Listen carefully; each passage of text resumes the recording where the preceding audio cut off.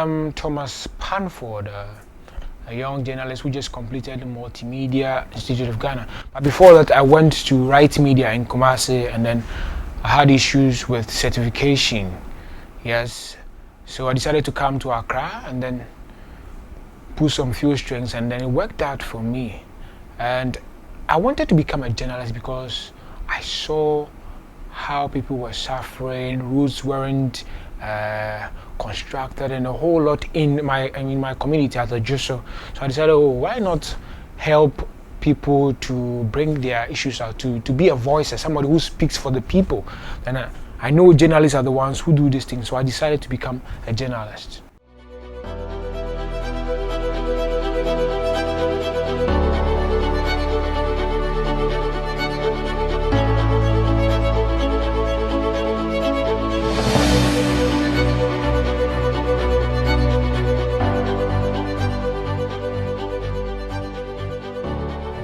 The documentary is about the struggles that upcoming journalists go through, especially the student journalists themselves. The struggle, how people see them, the ladies, the sexual harassment they go through. That is what it's about, and how they are going to make it to become the big personalities that we see them today.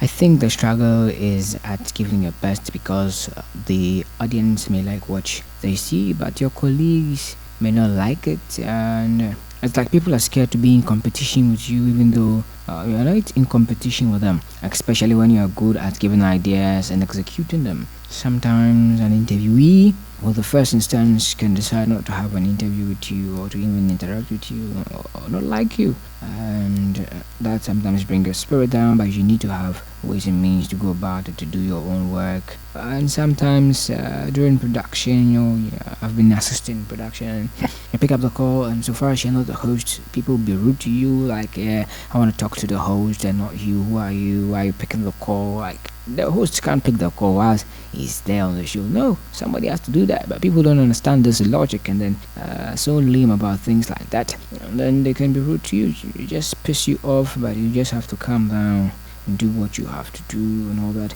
I remember quite some time, I was still an intern, I didn't have an ID card, and I went for a program, and the person just looked at me and says, "You look like a hungry blogger.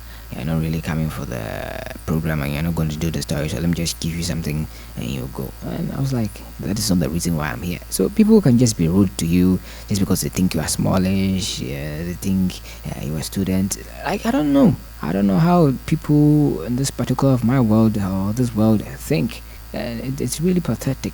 But the best thing was, when you are in school, you're asked to go for rehearsals, do practicals, enter the studio, do a few things. You need to keep those things up because it helps. When I came to my place at first, I didn't know anything about production, though I knew one or two things. But when I listened, when I came down, everything worked out. I was on top of my game. People got scared because if you can learn that fast, that means you can occupy any position you can occupy any place. So people start to be scared of you. Well, the struggle is you need to sit down, study, you need to do research. People think journalists just come out with news just like that, but it's not like that. First of all, you have to go to the field. You need to do your research, you need to listen, you need to write. The cameraman needs to stand for a whole lot of hours. Sometimes people will throw stones at you, people will beat you. Look at this investigative journalist, Ahmed Sule, he died. And the other journalists who have been through worst issues. I remember Erastus Asaridonko he's now the news editor at Insura and Love FM. He has been through a lot. He was nearly beaten. People will give you threats. I remember quite a time when I was an intern at Multimedia Love FM.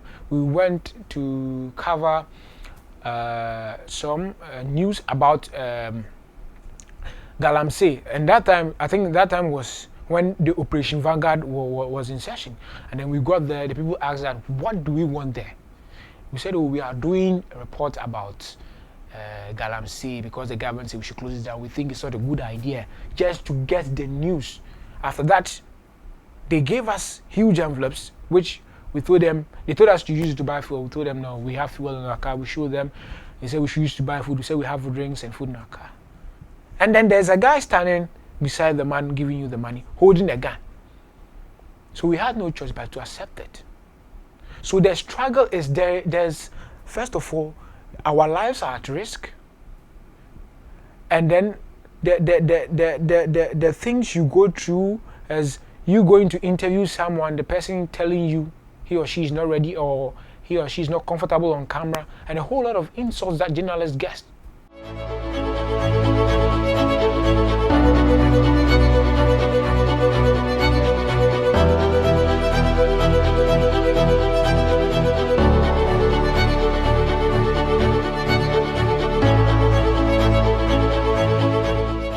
Talks about the journalists, because we the journalists, we talk about people, we bring their issues out, but people don't really care about us.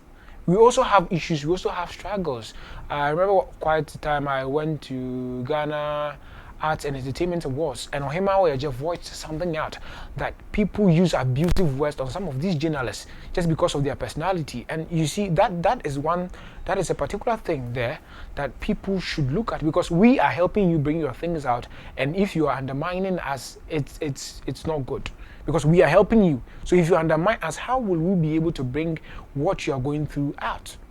That's why I didn't choose politics, because politics is a dirty game. Some people call it politics.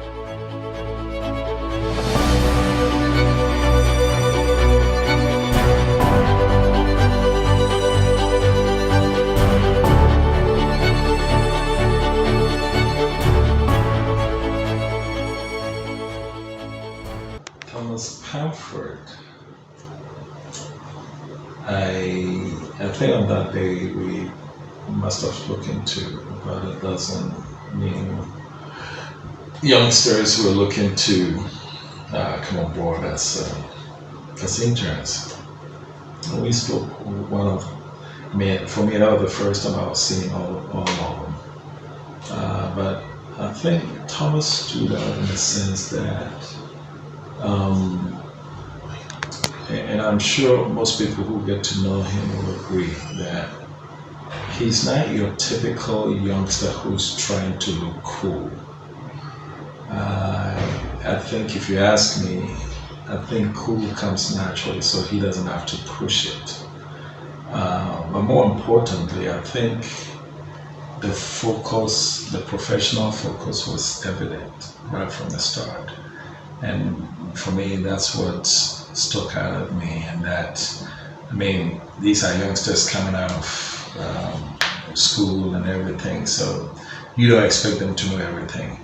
But if you see a youngster who has the ingredient, who is professionally focused and is hungry to learn, those are the ones that you want to work with. And I saw that right away in Thomas, and that's why he's part of our team today. First impression with Thomas. Well, Thomas seems to be somebody who is ready to work. When I first met him, he looked like somebody who has really come to work, and that actually drew me to him. Okay, so Thomas is hands on everything. He has a bit of everything when it comes to production. He assists in set, the stage, and also with sound, camera. So he does almost everything when it comes to production. The first day I saw Thomas, I saw calm, I saw collected, I saw confident. Yeah, I saw those three in him, and it hasn't changed. Okay. Thomas is a very hardworking, confident young man. He's one of those I can say, when he's around, everything is under control. Yeah, you call him and immediately everything is working. If something is not working, he ties like magic hands. Touch it now, everything begins to work. And I think that he's contributed so much to production and every other thing, even to the staff of DNT. He's been massively influential in the work that happens in here. Thomas, let me cast my mind back to when I first saw you. Okay, yeah, very calm guy. I don't like trouble kind of person. I'm in my corner. Yeah, and I kind of like people like that. Sharp, result oriented. He doesn't play when it comes to work. When you meet him in any other office, he's cool. He can vibe. But at work, no. Da da da da da da da da. Sharp, sharp, sharp. Take the mic. Is it okay? Is the mic okay? Sharp. Very results oriented, and that's like a concept for him. Yeah. Thomas is a nice person. He's one calm dude. I like to wear him a lot. But the first time I met him, he was eating beans. In as much as I'm allergic to beans, he didn't invite me. So I was kind of a bit bored. But getting to know him better, I realized he's one nice and amazing person. He's hardworking when it comes to everything, like everything. Thomas, my microphone is not working and he'll fix it. And with that smile, he's such an amazing guy. Thomas is very funny. That's the first thing that comes to mind. He's very serious with work. Funny enough. And that's all. He's a really nice person, that's all. Very I don't think there's a word assist you, but he assists a lot. Before you went into production, you were part of the news team, and he was very, very good. Come time, he respects me with regards to work, and with regards to production too, he's very effective, he's efficient, he's always on time again. The first time I met Thomas, I think I had a discussion with our general manager, Sechi, that he seems to be a serious guy. Yeah, as we were actually discussing. There are a lot of them, but we saw him to be kind of serious. Yeah. So my first impression, I saw a serious guy.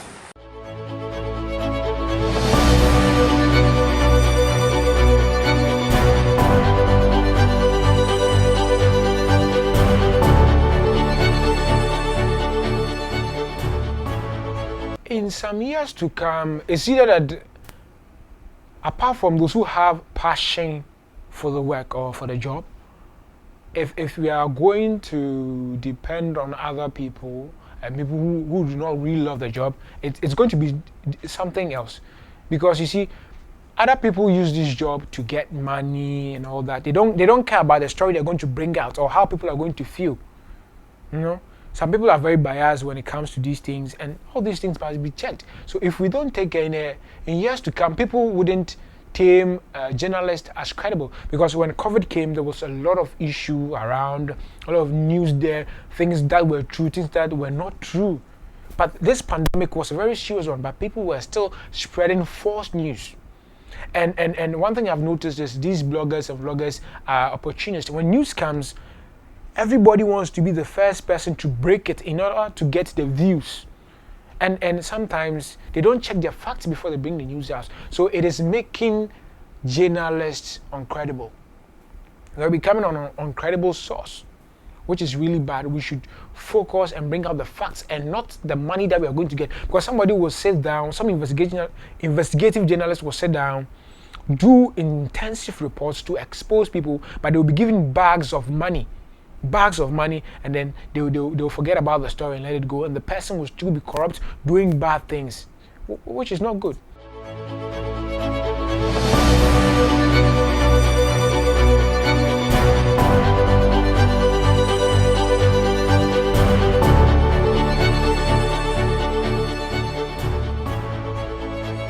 It makes me different. The fact that I want to bring the truth out, the fact that I want to speak for the people, the fact that I want the world to see what others are being through and what the government can do for them. And I am not ready to take any huge sum of money just because, I'm struggling, I'm an upcoming journalist, I'm struggling, I don't have the money, I don't have the car. That doesn't mean that I should go and take money. But if I continue doing the good work, I continue spreading the good news, my good work will pay me someday. Because I've forgotten his name, but we all know him as Master Richard. He said something. He said his good work is now paying. His good work is now paying. The struggles that he has been through in Taxi Driver and all the other series, he didn't really get anything from it. But now he's now earning it. He's now getting awards. He's now getting the recognition. So maybe my sacrifice today will not be remembered, but someday, somebody somewhere will recognize that.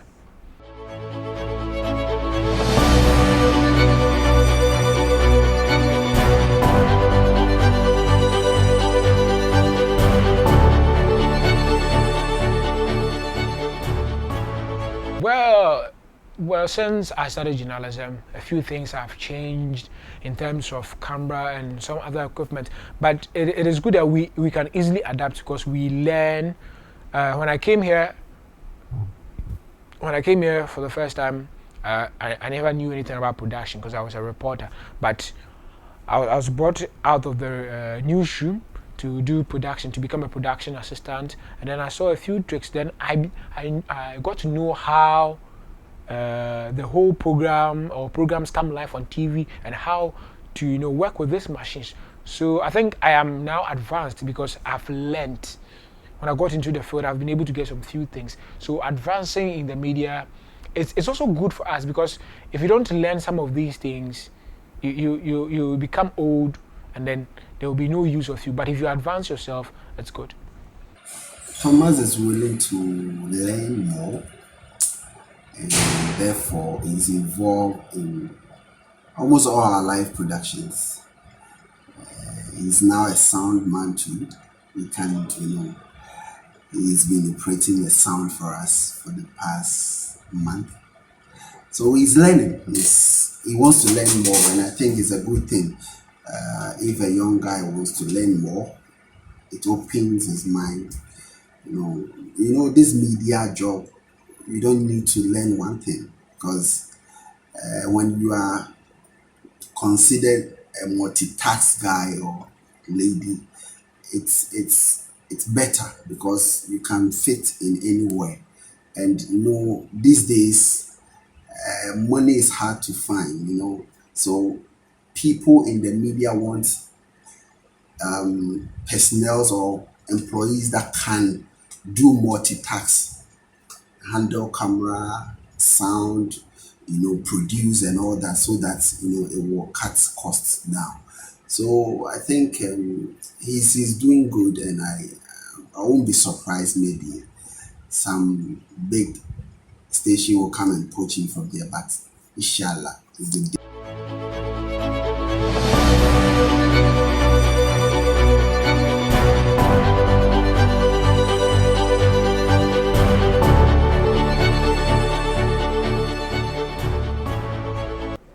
What I'll tell the other upcoming journalists is the struggle is real. There are a lot of things you are going to face because I remember I went for a program and then somebody told me, where am I from? I'm like, I'm from this particular station. Where's your ID card? I don't have an ID card. And says, you are just somebody who needs money. So let me give you money. I said, no, that's not why I'm here.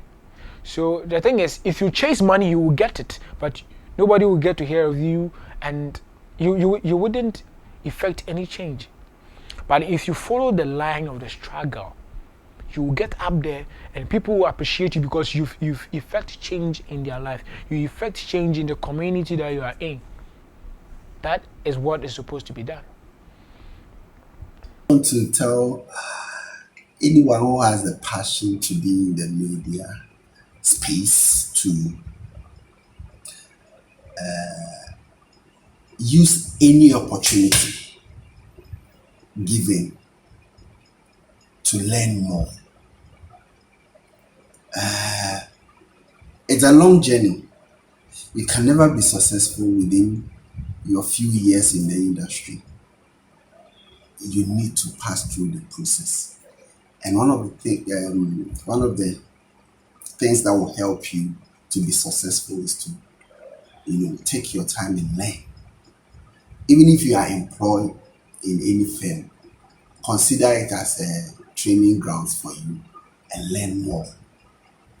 Learn more, because you don't know what will happen in the next 5 years or 10 years of your career in the media space.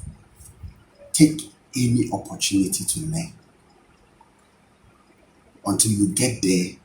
That Ghanaians will hail you, companies will be looking for you. Don't rest. Learn anything. I sometimes wonder why some people will be in a production team and say, oh, me, I do sound on crown. It's the only sound that I do. And I'm like, really? You've been in production for maybe 2, 3 years. You cannot operate camera. You cannot produce a show, or you cannot switch. Then I don't know where you want to take your sound. And because if it's only sound that you want to do, fine, master it, but take the opportunity and learn